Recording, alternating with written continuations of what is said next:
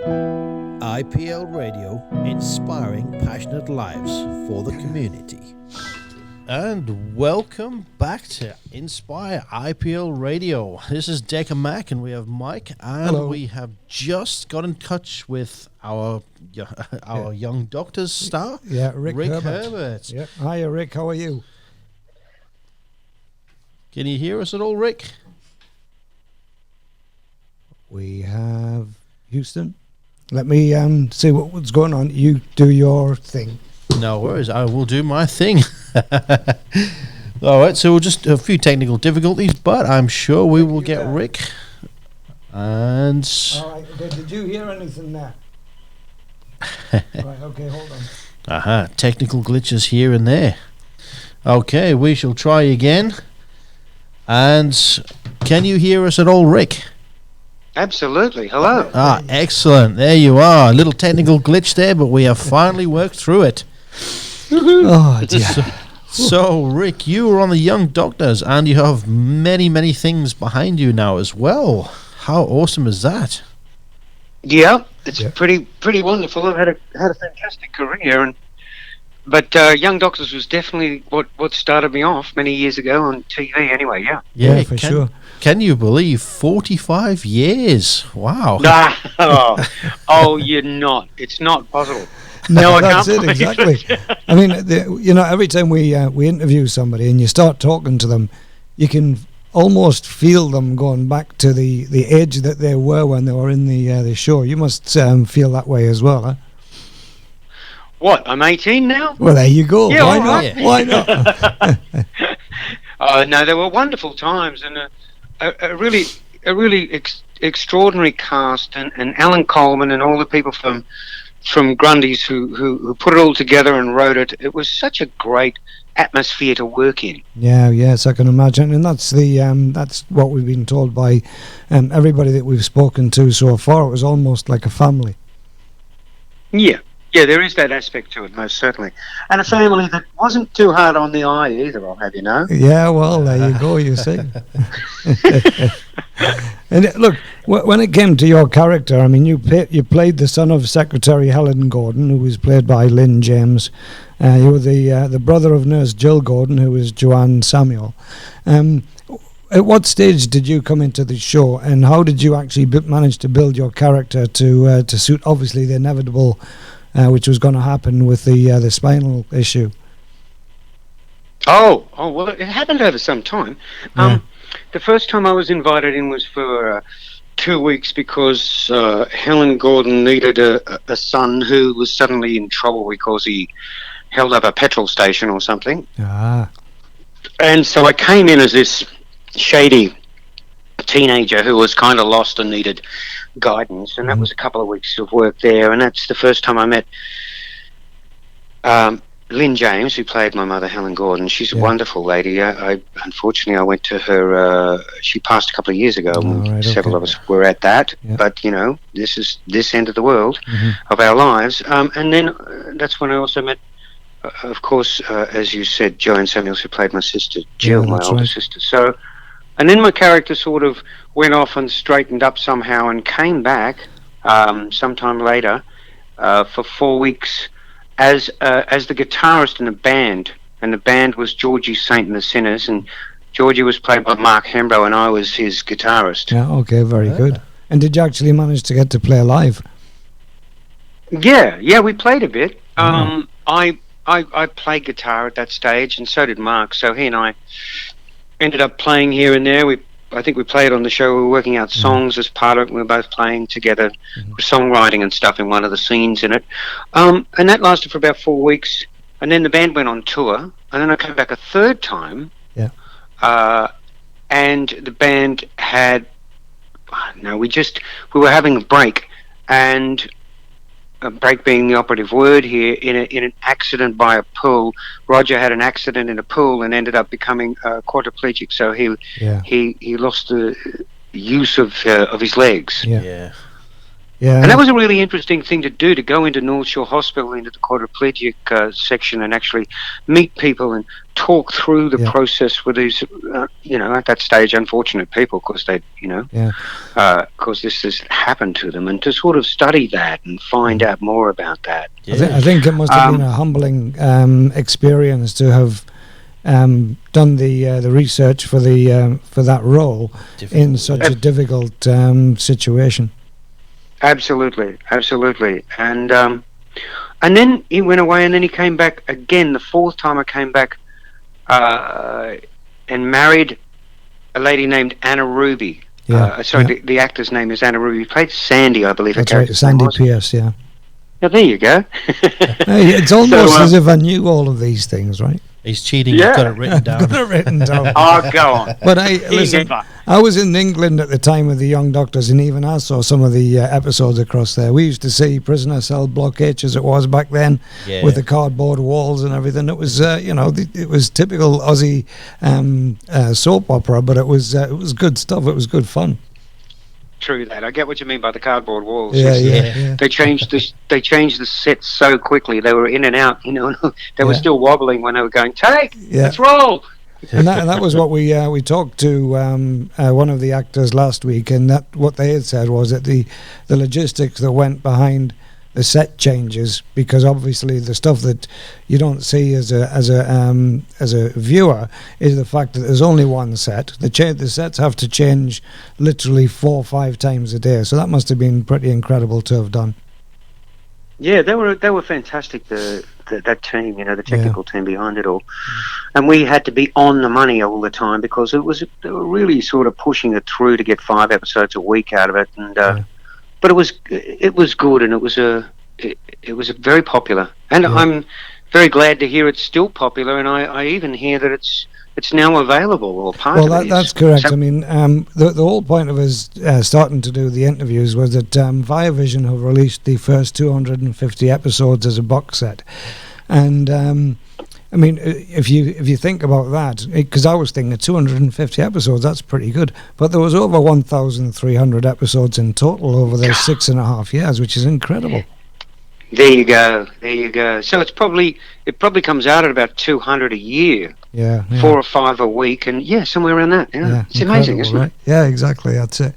And of course, I mean, in your time in the Young Doctors, you went from fully ambulant to non-ambulant, you went into a spinal unit, you got married, so you saw the whole gambit, really. Yep, pretty much. The only thing I didn't do was have children, otherwise you'd be talking to them too. Yeah, exactly. And now, so how did you leave the series? How did I leave the series? Yeah. I just finished that sort of 4 weeks, and then it sort of moved on, and I moved on to do other things, and went into mini-series and other series, and the occasional opportunity to work in film. And also I was very interested in my music stuff at that time, and I was writing a lot of songs, so I became kind of busy in that area. Yeah, because you had your own band at one stage, didn't you? You were called Get Rich. Yeah, that's right. Well, I had various bands through the 80s that were all original bands, and that was sort of wonderful experience. We never quite cracked it, because there's really only room for 1 or 2 bands to make it through every year back then in the 80s. Nowadays it's far less. Yeah. But the Get Rich Band, which is just a play on my name, Get RIC.H, is a shameless covers band, and we still play today, and we have a lot of fun, and they're fine musicians, and we have a pretty good following around Sydney at the various places we play. Of course. When we're up and running in Sydney, we're out there gigging. Yeah, exactly. Once or twice a week. Yeah, that's awesome. And you look at the pandemic, obviously stopped the face-to-face type gigs, but you actually incorporated technology and started live streaming and what have you. So, I mean, again, that opens up to a whole new audience just on its own. Yeah, it really did. And I suppose if you drill down on me and sort of Google Ric Herbert in Google, you'll find a couple of things I did. But there's a wonderful guitarist called Peter Northcote, and he did these ISO duos. And honestly, they're just some of the most fantastic things that you've seen in a long time. Yeah. But they came out, and then we were doing ISO gigs, which means we were playing in somebody's flat and then streaming that, or when it started to come back after the first wave of COVID, we were streaming live gigs as well when people weren't really that happy to go out. So you're right. It all changes, and we work with what we've got. That's right. You have to adapt and overcome, right? Absolutely. Do you get many sort of followers that remember you being in Young Doctors, etc.? I get some. You know, over the years I've had interesting stream of letters from followers over the UK from both Young Doctors and Prisoner. So of course I did 6 weeks on Prisoner as well, I think. And so sometimes people contact me, which is curious and interesting, and I always find it amazing that they still remember, or that they're sitting there watching it exactly, in London or something, to go, wow. Actually, saying all that, our co-host Fatima, she couldn't be here today, and she said to me, just let him know that I used to have a little crush on Rick when I was a little girl. So she used to watch the show, and she loves her music as well, and she said, just tell him I used to have a little crush on him and stuff like that. So she says hi as well. So hi, Fatima. Thank you. Well, give her my love and regards, and that's very kind of her. It's strange, it's curious how you actually affect people and know nothing about it. Music's definitely from the soul. Yeah, for sure. And look, I mean, you're still acting. You've got voiceover roles that you do, and other things. So what does Ric Herbert's life look like at the moment? Thank you for asking. Well, besides the fact that I'm in lockdown, I actually did manage to go out today and do a job. But here's how it works. Yep. In order to do this job today, I had to, on Sunday morning at 8 o'clock, go to a particular place to be COVID tested. And when it came back negative, screenshot that, send it to 2 people, right? Stay in isolation all day Monday, all day Tuesday, half a Tuesday, go in and do the job. Yeah. And wear the mask, do all the stuff. So I was fortunate enough to do a vocal session today, which went very well, actually. So that's part of what I do. I sing in the studio, I speak in the studio, and that's in fact how I made my living over all the years, because it's difficult to make a living as an actor, and it's difficult to make a living as a musician. But if you've got various streams of income, you've got a better chance at it. Well, that's right. And and you're right, because I mean, you've got audio books which you're doing, and there's the new audio musical called Boomers. And absolutely.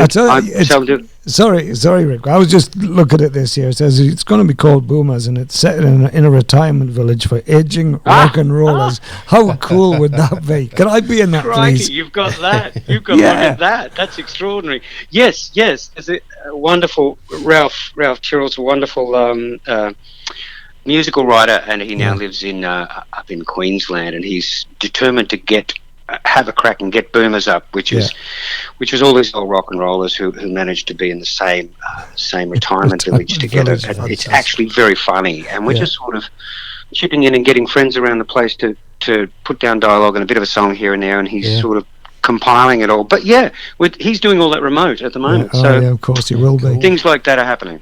Well, it's funny because it's a rich world, and I'm very fortunate. It is, that's right. And the thing about it is that, as I said, I just read that one sentence, and I just thought, I've got to see that. Because, I mean, that's our genre, right? I mean, I might be a few years younger than you, but at the end of the day... you're kidding. You're kidding. You haven't got a hope of getting in. Well, exactly, I know. Come on, I would be. I know. Maybe I'll come in series 2. I'll come in series 2. Indeed. But and I mean, you've done your film roles. You've had various roles in certain programs as well. And also you've done stage work as well. You've got credits with the Full Monty, Jesus Christ Superstar. Musicals like Superstar and the Rocky Horror Show, and as you said, Full Monty, Assassins by Sondheim. Yeah. A bunch of others, but also some straight plays. And actually, I recently did a straight play just last year called The Silver Tunnel, which was we did it in a church, in the Uniting Church, in Bill Cruz's Uniting Church, because he wasn't allowed to use it anymore, so he stripped everything out of it. and made a performance space for the local people. Yeah. So we put on this wonderful piece called The Silver Tunnel, set in a church, set in a graveyard, and heaven and hell. Wow. And one of the main themes throughout it. There's some dark themes through it, but it's also a comedy. So, but it's good to do this stuff. It was only a two-hander and 50 minutes, and But it is. I mean, these are the ones that stick with you, as far as I'm concerned, right? Because these are from the heart. I mean, I know they're all from the heart, but these are from deep in the heart. Yeah. And in fact, we're bringing it back. Yeah. We're bringing it back in January and doing a tour, a small tour around Sydney and then the surrounds of New South Wales, because it deals with a very serious subject of suicide and how and the forces of sort of darkness and things that may drag you down, and the possibility of finding a way out of that, and it's very real for a lot of people. Yeah. So anyway, we're taking that to the people and to places where it may help. So that's a plus. Yeah, exactly. That's what this station's all about as well. I mean, and that's it. I mean, here at Inspire Passionate Lives, we look at advocating positive mental health and the mental health issues with our boss and the team here. It's what it's all about. So that's really good to hear. We'd like to hear a little bit more, maybe later on at some point. Sure. Hey, that's wonderful. I'm really glad you do that. I mean, if nobody's thanked you from the community, consider yourself thanked and appreciated, because it's very important that everybody has that kind of support. And if somewhere along the way I can help, please contact me. Yeah, we will do. We will do. Just one final thing from me. You did the Full Monty stage production. Which one were you? Yeah. Which one was I? Did you have to do the full? Did I keep my clobber on? Come on, cut that tracks. That's what he's really after. That's what I'm after. Yeah. We're going to leave that one to your imagination. Yeah, that's it, exactly. Have your listeners have something they can never get out of their head. Well, that's true, exactly. And especially if the theatre was cold, right? But that's another story again. There you go.